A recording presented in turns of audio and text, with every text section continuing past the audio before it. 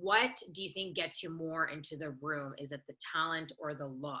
It's true. The money that you make on background, like I feel like if you're doing this full time, you're probably making more than a lawyer. There's no money in theater. As a lead, $100 a show is not going to pay your rent. How big is it to have a connection to LA? You don't go to LA until you need to go to LA. Don't go to LA until LA calls you. Realize you can learn everything from everyone, but also know that nobody knows anything. 1, 2, 3, let's switch this up.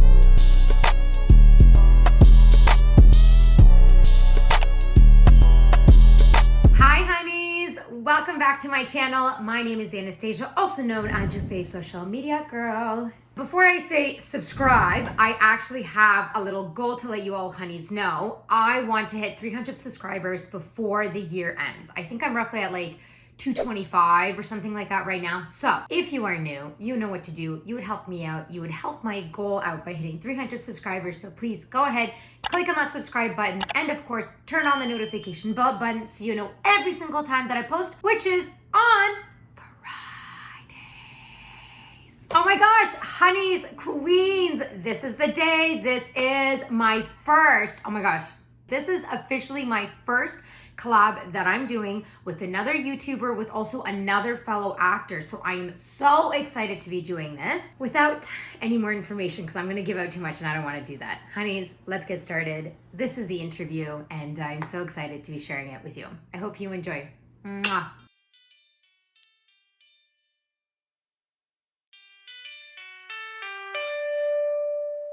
Okay, honeys, this is it. This is the interview that I've been talking about for probably 2 videos. This is Sidney. Hi, honeys. I'm so excited. Happy Friday.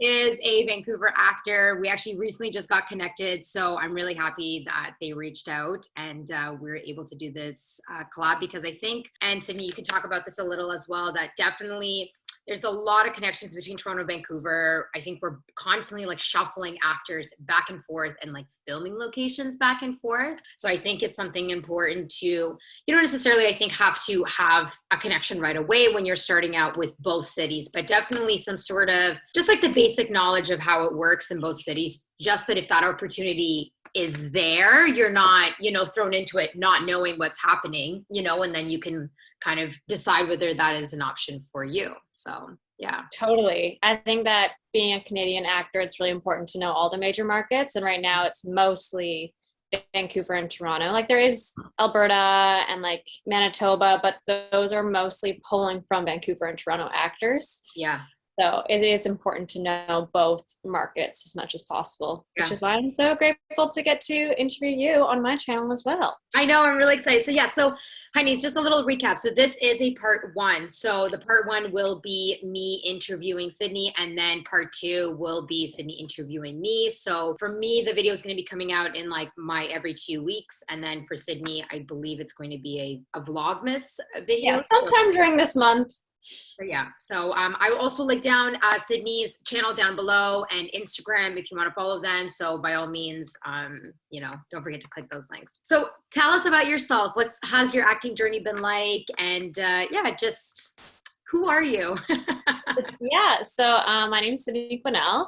Like Anastasia, I went to theater school. Before that, I went to school for art, but I had a passion for theater like my whole life. I did improv, like if you're in Toronto or Vancouver, you know the Canadian Improv Games. I actually toured with improv, done it in China. I did a lot of touring Shakespeare companies for a while, and then I moved to Vancouver to like really hone in on film, because if you are a theater actor, there's no money in theater. Yeah. $100 a show is not gonna, as a lead, $100 a show is not gonna pay your rent when you have to work and do rehearsals for like 3 months. Like it's just not viable. I teach at an acting college right now. I teach a diploma program at Story Institute, and I am working in film and TV. Wow. Love it. I love it. So I guess my next question for you would just lead into what you were talking about, how you booked off a self-tape. Here in Toronto, this question has bounced around actually a lot. And I ask it because when casting Workbook, a website that every actor, like everybody has to be signed up for here in Canada to sort of find auditions and everything.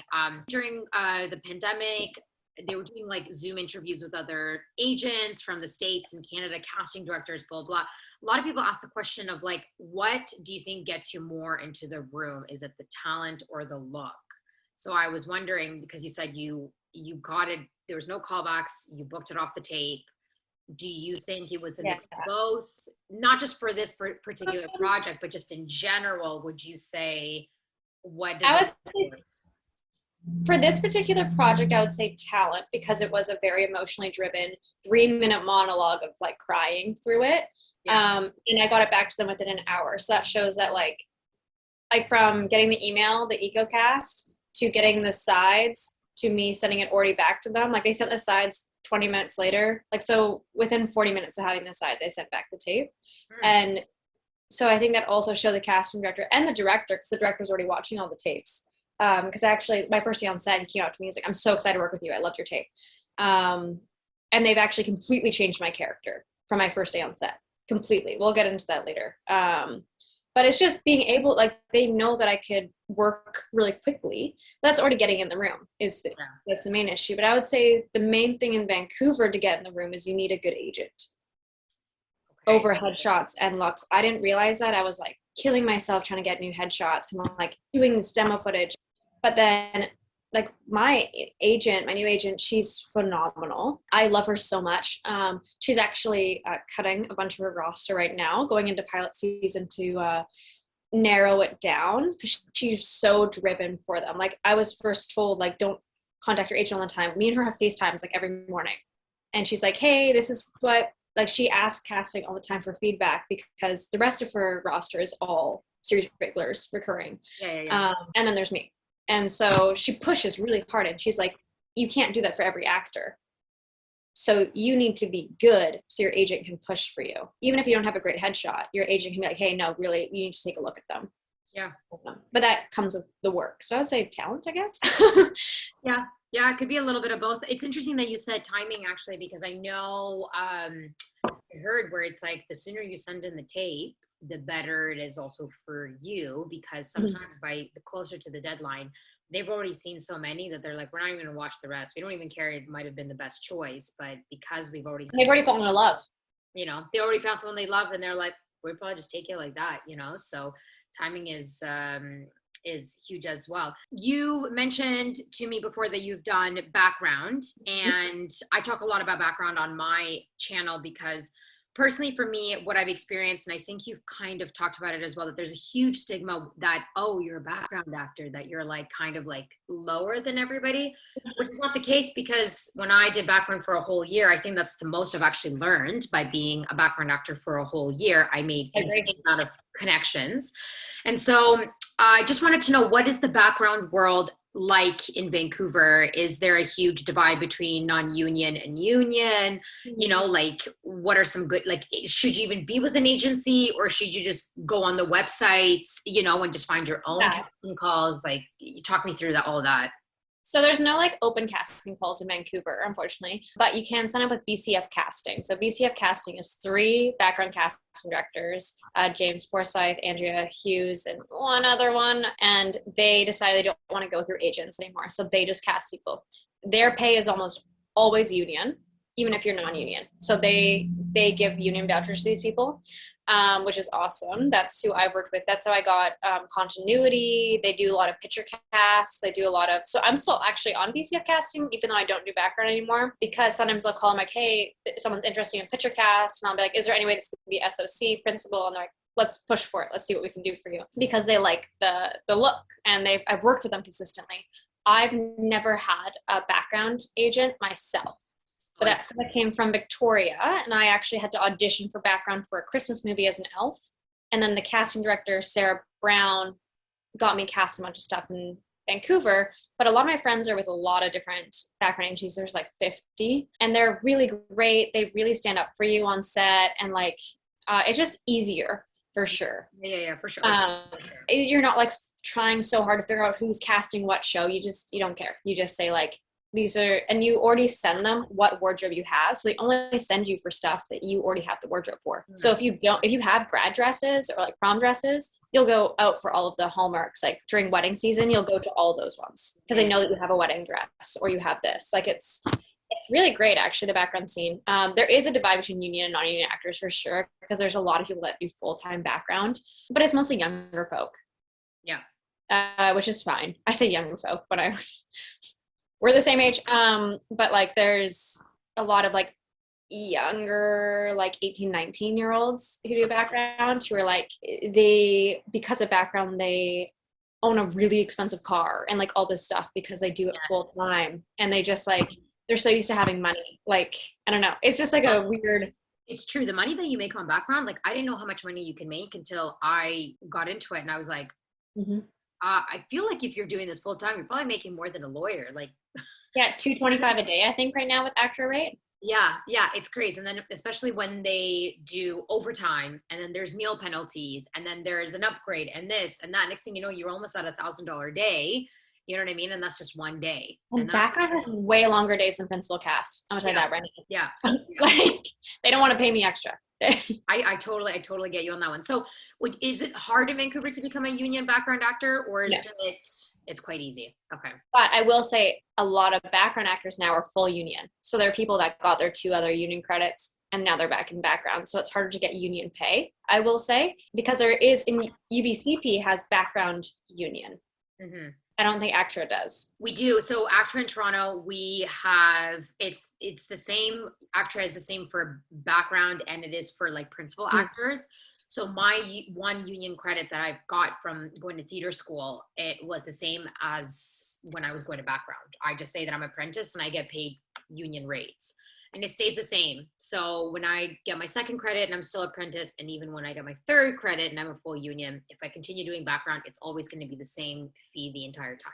So it's a little bit different here because there's background union where if you've done, I think 100 days on set, you are background union. And so you're full background union. I think there's like apprentice background union also if you've gotten a certain number of union vouchers. Mm-hmm. And then, which is a different color card than the apprentice and the full union.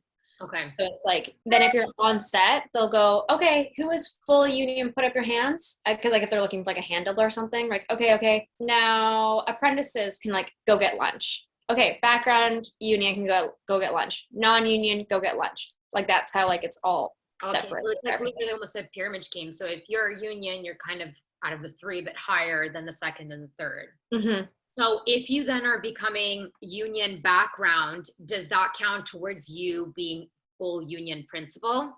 So it's completely 2 separate categories. Mm-hmm. Oh, interesting. So you could be full union principal and then only like apprentice background. But if you're full union principal, like because I'm full union, if I do background, I will for sure get a union voucher. Oh, so it works like from principal down to background, but not from background down up to principal. That's really interesting. I had no idea that was the case because I know you guys also have Actra, right, in Vancouver. Mm-hmm. So I assumed it's sort of the same thing that it is here, but I guess not because here it doesn't matter if you're a union, apprentice or whatever, it's going to be kind of the same category principal and with background at the same time. So we do have something similar. It's called AABP. So it's Actra Additional Background Performer.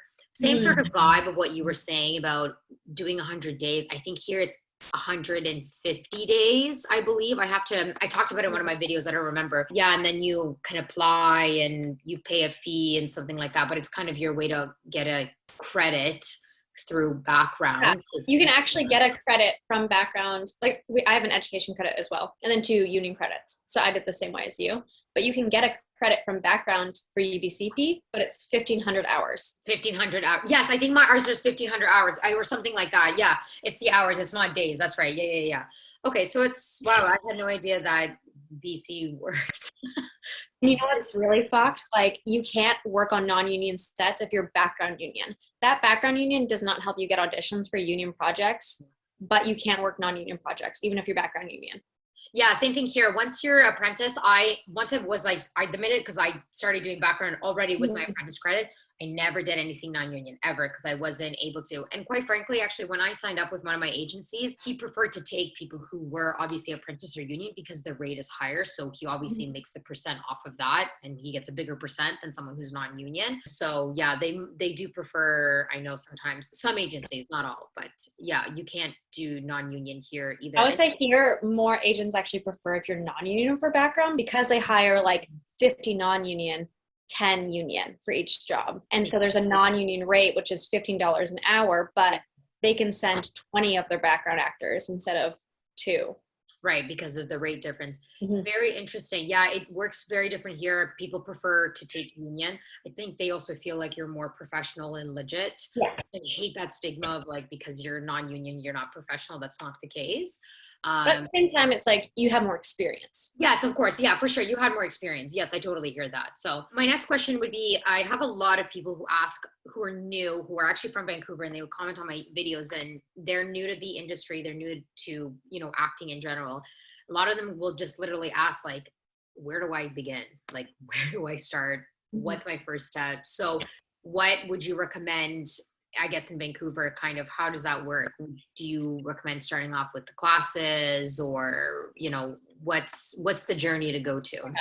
If you're brand new, like I would recommend taking classes and doing background. If you're a very beginner, take some scene study class on the weekend, some audition classes, and do some background and quietly take notes. Yes. Yeah. Yeah. That's oh gosh. Yeah.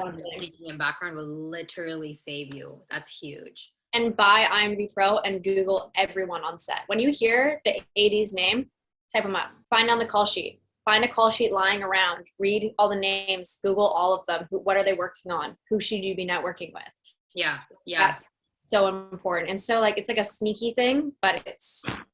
Well, I mean, I think this industry is based on a lot of sneakiness. Like, you know, someone that you know someone that you know someone, well, then you got your goal, right? So it's like a lot of very like, I give a little something, you will give me a little something sort of vibe. So I totally agree with that. I think a lot of people actually, when you mentioned you hear the AD's name, like Google the name, a lot of people forget that the production side is very important because they're the ones who are behind the scenes making the movie, right? So if you make connections with people who are also in the production, like that, they might also know someone that can help you get into the industry. They may know an agent, you know, they may know another casting director. They may actually be working on their own movie outside of background or the set that they're working on right now. First ADs are very close to getting all of their hours for the DGC to become directors of all these shows. Yeah. Yeah. The first AD, you're going to want to know them. And they're the one who's really making all the decisions. Like the director makes the decisions, but the director can't do everything. The AD kind of like looks at your faces and it's like, especially for background, the second AD is going to choose who's sitting next to cast. Yeah. That's the one thing, honeys, you have to remember that because Toronto and Vancouver, I would say, are the biggest two cities here in Canada that are doing acting, like we are always shuffling. Like I said in the beginning of the video, we're shuffling back and forth constantly. So you have to be kind of, I'm not saying like don't stand up for yourself or, you know, speak out for yourself if you're being disrespected. Yes. Like, don't be a dick to transport. That's what I'm saying. Like, yeah. Don't be a dick. Don't be an asshole. Like, don't be mean. You know what I mean? Like, if it doesn't call for you, then why are you doing it? You know? Like, only drop your smile when you're in your trailer. Yeah. Yeah. Yeah. It's true. It's true. And listen to the makeup artist. Ask them in the morning, hey, how is the set like? They'll be honest with you. They'll tell you who to avoid, who to be extra nice to. Yeah. It's, oh my gosh, it is very, you got to talk to the people who are in the trailers because they like to gossip. They'll tell you everything. And that's kind of like you're in to be like, okay, so be careful of this person, talk to this person a lot and all that kind of stuff. So would you recommend, where do you even find like non-union work? Would you recommend staying non-union for a little bit, then going union? Like what's sort of the vibe with all that? If you don't have an agent, for example. If you don't go to film school, so if you're learning through experience, all the power to you. Don't be union. Do not be union. Go on VancouverActorsGuide.com /auditions. There's hundreds every day. And Casting Workbook has hundreds of student films every day. But I will say the student films now in BC are mostly union. So they're ULBs, ultra low budget student run projects. So they can hire union actors, and a lot of union actors went union too soon and they need footage now. Like I was talking to my friend who's an agent, and she's like, I can't even get these kids in the room for student film auditions because the student film auditions are so intense here. Oh, wow. But there is still a lot of indie projects, but I will say, like, don't go union right away, but make your goal be union. Okay. If you're a commercial actor, don't go union. Don't go union. Okay. Why is that? Just curious. Why not? There's like no union commercials here. Like I auditioned for union commercials in Toronto. Like there's no union commercials in Vancouver? Not really, no. Oh, wow. Okay, because here the union commercials are like, oh my God, the money that flows in with union commercials and just in general, union commercials are like constantly all day long. So that's interesting that for Vancouver, that's sort of, wow, I learned a new fun fact about like my agency has decided to drop the like commercial half of their roster. Basically, I think that the commercial agent, I think she's having a baby. So like they're just kind of like separating it off. And she's like, you can go and find another commercial agent. And I was like, well, I'm union. There's not really anything in Vancouver. She's like, yeah, that's true. Let's just focus on film and TV. In terms of agencies, then I guess, because knowing that now like commercial is not very huge in Vancouver, agencies you said, I guess what gets you in the room and helps you book and gets you in the room is the agency. So if you're new, I mean, do you recommend going straight to the top agencies? I mean, what are the top agencies, I guess, in Vancouver? I'm sure that, Characters is also in Toronto. Yeah. Characters is like considered like the big dogs here. Then Principals, Premier. If you go on Vancouver Actors Guide.com/find/agents, it has all the agents listed. And I would honestly go through everyone's IMDb pros, see who they've signed, see if there's anyone with your look. My agent, I was like, she has no social media. This is so weird. But you know what?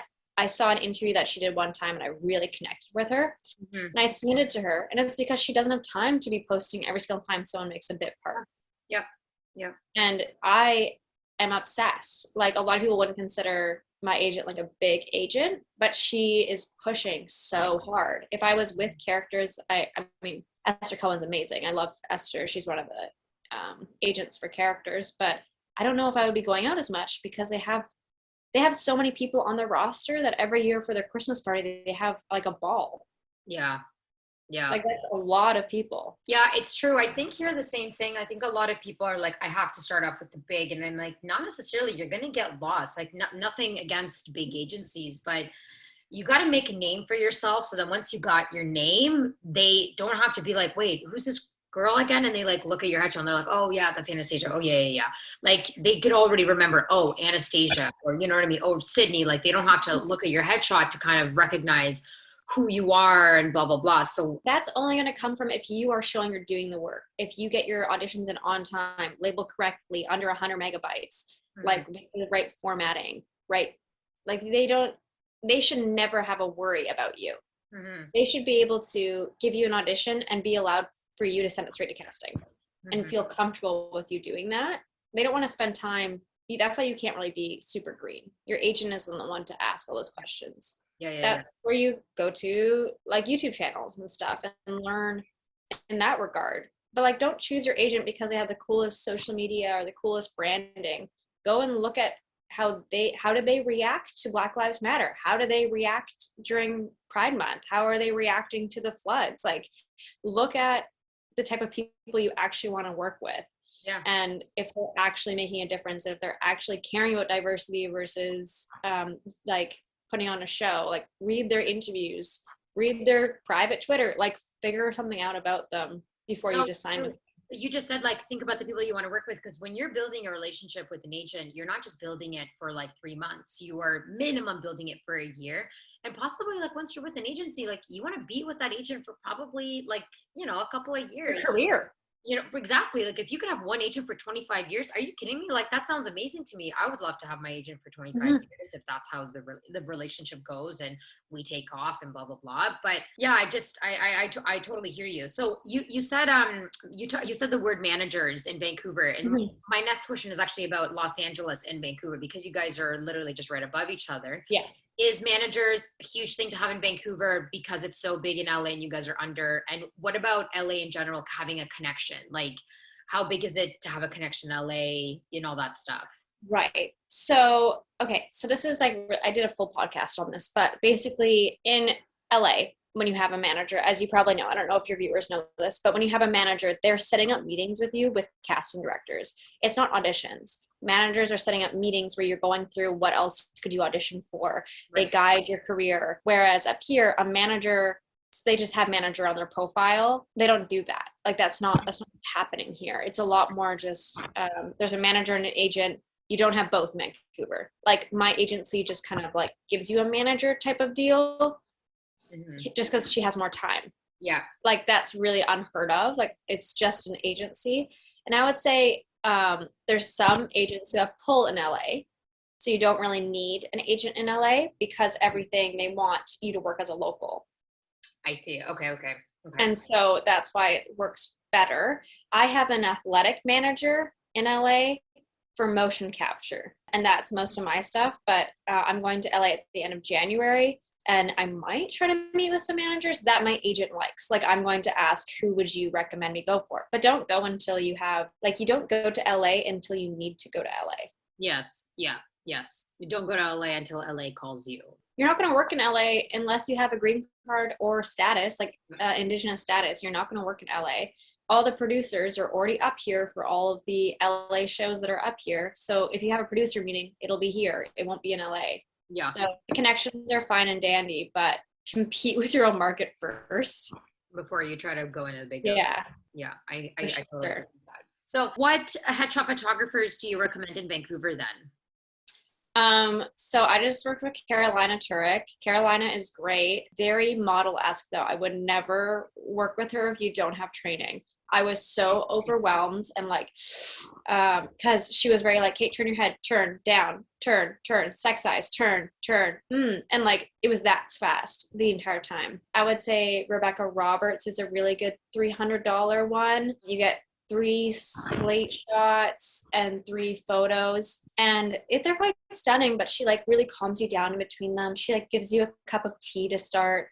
Whereas like Carolina was amazing. My photos look incredible. I mean, you saw them and those are unedited and they look great. But I think that if this was a year ago, I probably would have left crying because I would have been really overwhelmed. Because like she liked my outfits, but she's like, no, we need something sexier. Like went into her closet and like found different clothes for me that she wanted me to wear and like kind of decided the vibe that she wanted, which is cool. And that's what I was expecting going in working with her. And the makeup artist was great. She gives you water and stuff when you get there. And then there's like more budget photographers. So that Carolina is like $500.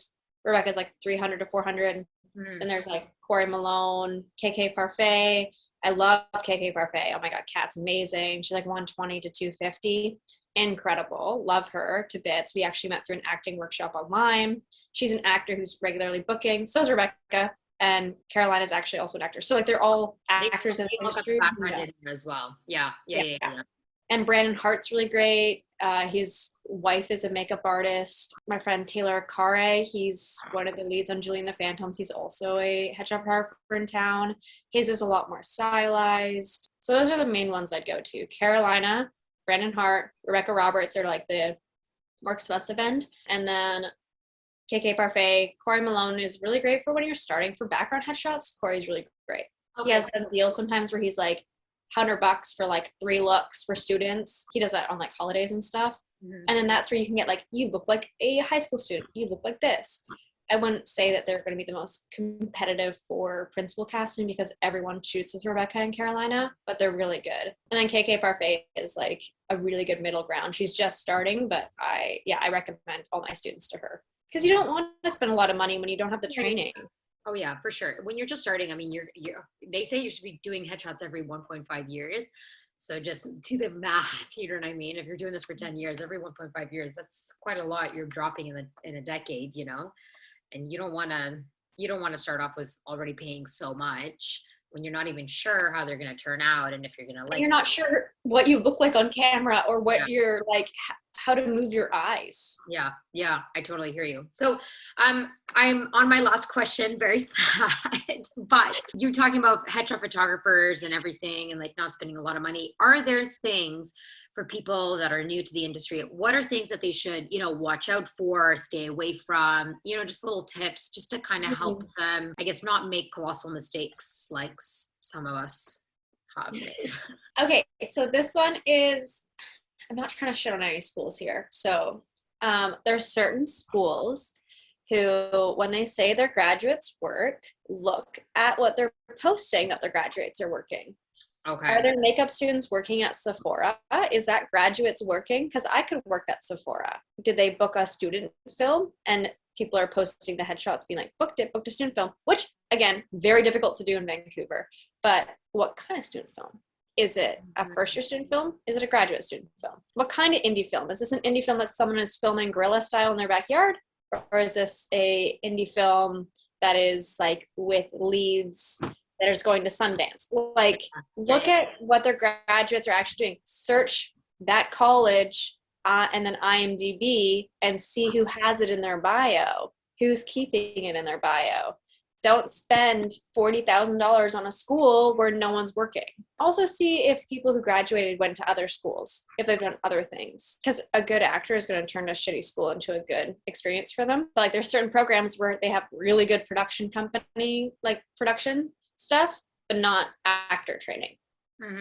Which again, sometimes is on the actors and who they let in. Yeah. How difficult is it to get into these schools? Yeah. Do you just have to do a 30-second monologue, or do you have to show how you break down a scene? Just kind of look at how difficult it is to get into these things. Yeah. Casting director workshops are good, but maybe not worth it. I've done all of them and they're like $400 for a weekend. It's ridiculous, right? If you've never worked with a casting director so you can get to know them. Realize you can learn everything from everyone, but also know that nobody knows anything.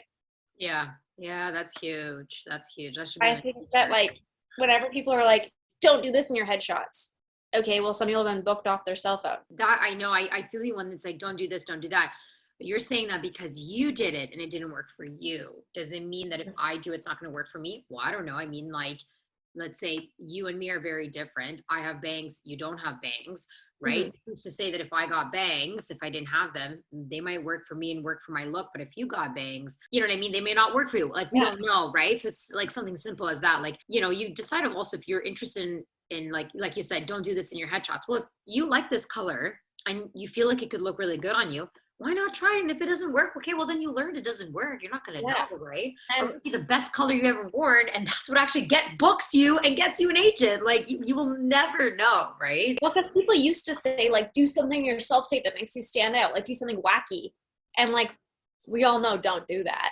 Yeah, now, but that's what they used to say. Or like, what was the other thing? There's just a lot of people who will be like, oh, don't do background because then you won't be seen as a real actor. One, the casting directors for background and the casting directors for principal, totally different. Yeah. Two, people do get upgraded quite often now. And three, you can't get upgraded if you're not on set.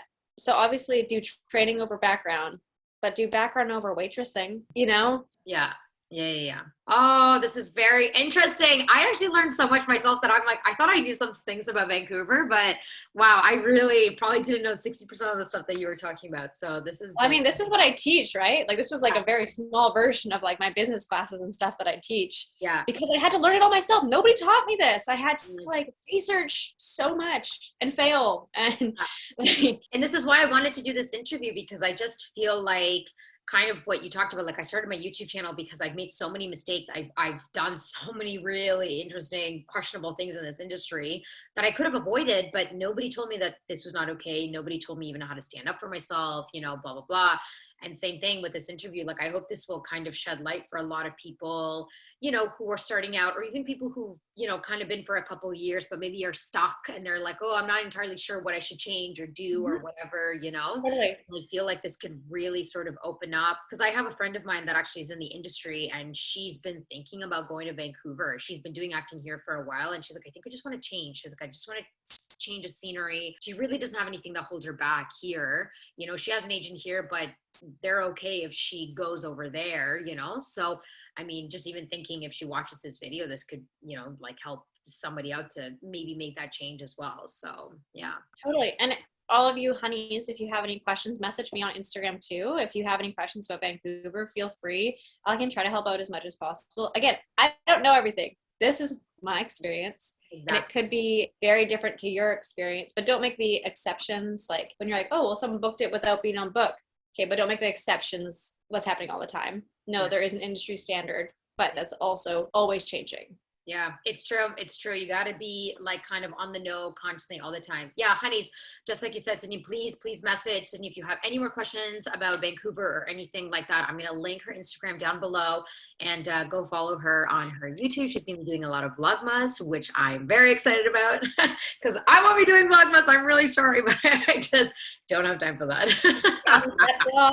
But anyway, Sidney, this is such a pleasure. I am so happy that we got a chance to do this. You are such a wonderful human being. You're like literally a ray of sunshine. And this has been an amazing experience. So thank you. We're like twin spirits over here. I know, I totally agree with you. Oh, this is amazing. Okay. Anyways, honeys, you know what to do. Subscribe and I will see you all next Friday. And yeah. Do you upload on Fridays? On Fridays. Okay. Bye, Sidney. Bye, honeys. Bye, honey. And